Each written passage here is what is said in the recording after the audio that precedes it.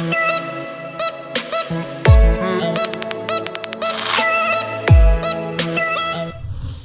is going on, you guys? My name is Rayge, and we are back today with an update and video guide here on the next stage here of the Big Boy Apocalypse journey, which is utilizing now the Gamma team as part of the War Saga, for more specifically the Apocalyptic difficulty. So this one I've kept it pretty chill. Everyone's basically level 90 at gear tier 17, just because I didn't want to push them higher, and I also did not have a chance to bring out any of these characters for Dark Dimension 6. So let me just quickly rip them through so you can see the respective upgrades. But really the only one that was a little different was I pushed my Red Hulk here to level 91 to give him some additional stat boost, just because he is definitely one of the more important members. But this was you know, way back in the day, before I made up my mind on whether I wanted to bring some of these characters up for Dark Dimension 6, which now you can see in this case I have not, right? So overall, still a really good team, still top 5, top 10 war team in the game. But I mean, obviously there's so many more options now, but still some really good value. And the fact that they are using bio gear, but it's a darn shame they don't utilize anything or have much value in raids,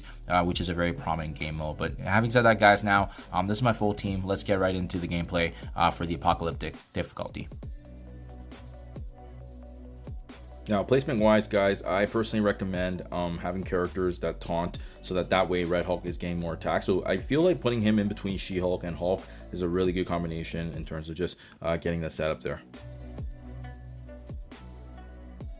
Now, with this node specifically, I don't think it's quite challenging. Just more so in the beginning, there's going to be a bit of a burst among some of these enemies that are part of this this Dark Hunters team, but just shoulder the damage. Ideally, it'll be even better if Red Hulk actually gets targeted, but you're not really going to have a choice in the beginning with the Strife taunting. So starting things off the special on the left side, you can see that pretty much almost wipes out the entire left side.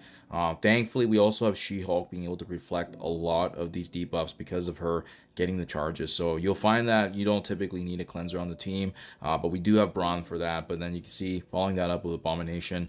Yeah, I would personally target the Ghost Rider on that right side, just because he is going to be scaling and retaliating with each attack and enemy that we take down. So I think he's a good one in the beginning, but very quickly here we take down those enemies, and it's going to drop out this next wave. And you just want to be mindful about that Doctor Strange too, because some of these enemies we've taken down, he does have a revive that can come back. Emma Frost can cleanse and use her blinds to do some weird work. Unfortunately, this would have been the opportune time to utilize my my Red Hulk ultimate, but then he was blinded by Emma Frost. So just really bad timing there. But you know, overall, these guys are pretty squishy, and you can see just from the gameplay here, they're not dealing a lot of damage whatsoever. Just more so hoping in the beginning you don't get too much damage, but you can see they're almost taking themselves down with how She-Hulk is reflecting everything back. At this point, using the Red Hulk ultimate, it should be able to really completely cripple this, and the remaining enemies are basically just waiting for us to finish them off. So super smooth here. With the Red Hulk special here, it's pretty much GG, and we can wrap things up here. And again, none of these enemies were really notable. I think it's also part of the fact that we saw some difficulties in the past, you know, Saga difficulties, but with this one, everybody is T2 ISO level 5, and you know, higher gear tier 17 level is really notable. Now, node 2 here, I think a good one to target is the Red Hulk special on the right side, because ideally you want to be hoping that you can stun or at least slow down Spider Weaver before she can get her ultimate or her special, to that way there's charges being placed upon us, because then it's going to cause some misses on our attacks, and we definitely do not want that. So thankfully my stun landed, and then ideally you want to keep aiming for that right side, taking down Spider Weaver as soon as you can, but also being mindful of that Doctor Strange Heartless on the left side, because if you give him a couple of turns, he can also let off a pretty powerful ultimate. But again, I think it's just the way this is scaled. We thought that with these higher Saga difficulties that they would get harder and harder. We definitely felt it in the initial stages when we were going through the normal mode and as well as heroic, but I didn't really get this sense whatsoever. You know, we didn't feel it too much in the Dark Code going through the Pestilence Saga. We definitely did not feel it in Rogue and her Unlimited X-Men. We basically walked right through that, and again, everyone had the bare minimum at level 90 and gear tier 17. So just feels a lot easier than the lower difficulties. Maybe they lower the difficulty. Maybe earlier on it was actually not tuned right, but all I know is that this felt pretty smooth overall. Never really felt like I had issues. As you can see, we clean up that right side. This next wave of the mixture of the Web Warriors with Silver Surfer. Silver Surfer could be a pain point. You definitely want to make sure you're being mindful of him. But at this point, you'll have Red Hulk, his special right back again to target that left side. Some of these characters like Phyla-Vell and Moondragon, definitely good to be mindful of them because they can provide some support to the team. But overall, we're targeting damage dealers, and again, we just have a really good synergy. They're not really denting us at all, and our team, the Gamma team, is just very tanky as well, with the much added passives, being able to reflect the debuffs back at them with She-Hulk's passive. So I mean, overall, they're just not doing too much against us, and we also have Red Hulk's ultimate battlefield effect against them as well. So going really smooth. At 9 out of 16 enemies left, it's going to spawn a couple more of these Web Warriors. But yeah, just be mindful of some of these healing characters like Moondragon. So we do want to turn rewind them. But yeah, it's just a random mix of characters that we're up against, and not really any of them being too notable. They don't have a lot of synergies, which is great, and they also don't seem to have a lot of HP as well. They're getting hurt by a lot of our debuffs, and we're really just making sure that our attacks hurt them. And again, I think there isn't really a true strategy overall. Maybe just targeting some of the enemies that are weaker, but the debuffs that we have, the bleeds, all slowly but surely taking them down. And at this point, 7 out of 16 left. Felt very, very smooth, as you can see. Finally here, spawning the last couple of enemies, part of this this last wave. Is Doctor Strange Heartless. He's a good one to target just because he's a damage dealer. Everybody else, not so much, right? And at this point, it's just really kind of pick who you want to take down. But yeah, they're not going to be doing much, as you can see, even with their abilities unleashed on us. They're just really slowing down the inevitable. Every time Red Hulk has a special, just absolutely hits like a truck. And yeah, it's pretty much GG at this point. Just an easy cleanup now. Red Hulk with the ultimate, and boom, node 2, that's a wrap. Okay, here we go. Node 3. Start things off with Red Hulk's special there. I would personally recommend characters like Taskmaster, just because he does throw off a blind with his ultimate, and definitely a strong, powerful character. There's a bit of a mix of Bionic Avengers here mixed in with Underworld, so they're gonna get some retaliation damage here, as you can see from their respective troopers as well. So that's definitely something to be mindful of. But I mean, the good news is that every time we do get attacked, again, She-Hulk's getting those charges. She's gonna throw it right back at them, so it doesn't really matter. I'm welcoming all their attacks, especially if there's bleed applied, because it's gonna go right back at them. So that's huge for us. So as you can see, Taskmaster getting his ultimate off here, and then again we throw it right back with the passive, and just like that, all that entire left side being crippled. But yeah, these guys do have the speed advantage on us, unfortunately, so there's not really much we can do about that. But we're just gonna exact that revenge here, having Hulk having the retaliation damage. Yeah, just slow down. I think Mr. Negative, Taskmaster, they're good ones to target here.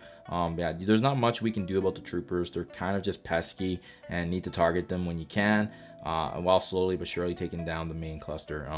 Yeah, and then Maria Hill's a great combination for this mix, because she can give them a second life here. But once you're able to get off the Red Hulk ultimate, the sooner the better. It's just going to completely cripple their team, and we're left in a good position, to really just clean up. And again, they're not doing too much notable work to us, so it really just becomes us focusing on priority targets, any enemies that have high HP, high damage, just slowly but surely. And that's going to spawn the next wave here, as you can see now. So we go right down the middle with the special, because of the debuffs we are applying, but as well as turn meter rewind. That Hulkbuster, if I could go back, maybe just target him before anybody else, just because you can see he's really adding a lot of barrier and survivability to any of these respective Bionic Avengers. And then just Shang-Chi that did spawn as well, but thankfully he's pretty squishy, so you do want to target. I think Vid Vision's a good one, just because she can actually flip the debuffs if there's no trauma on some of these enemies. But other than that, 16 out of 20, it looks pretty scary, but we're really just going through and targeting some of the healers and damage dealers, and making sure that we're taking down these key enemies, right? And they keep compounding. More and more come, but again, so as long as we're getting hit and getting charges on She-Hulk, obviously her getting stunned was not going as planned, but I mean, regardless, we have the battlefield effect, and we know our priority targets. So at this point now, I'm just trying to focus on who's weak And you know, thankfully there's a lot of debuffs and bleeds gone around, so it makes it pretty easy to go through once you just land a couple of big hits on your enemies here. And then once again here with the big Red Hulk special, just completely crippling this team. Every time he gets a turn, absolutely hits like a truck, which is beautiful. But yeah, and at this point, it's just some of these Bionic Avengers left with these debuffs, and we're just slowly but surely taking them down. More than anything, just make sure you're staying patient, because these guys aren't hard. It's just really timing and making sure you're focused all your attacks on these key targets here. Here we go. This was probably overkill. I activate the ultimate again, and now that finally leaves these last 4. But again, it's just, they just have no match against us. The Gamma team completely just walks over these nodes, even though they have way more numbers on us. Their synergies don't work against us just because we have such beautiful protection, and as well as She-Hulk throwing everything back at the team makes it very, very smooth. And boom, just like that, on to the next node now. Similar to the last node, we did have to deal with a Spider Weaver, but this time she does have the assisted services of 2099 on the team, so chances are she's gonna get her abilities off.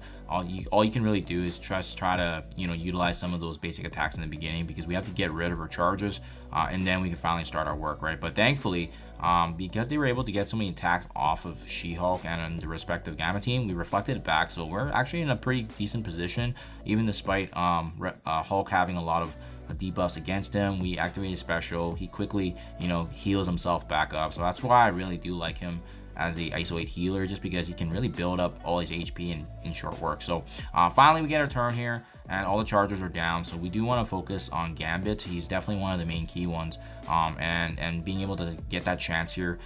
We see that there's no charges. I think landing the ultimate is more important than the special, because it lands the trauma as well as the debuffs, and just ensures anything now that we land is going to stick, even if there's a cleanser like Jessica Jones on the team.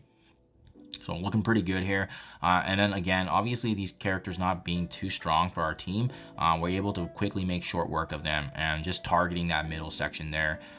Again, with the priority of really focusing on Weaver. That cleans things up there.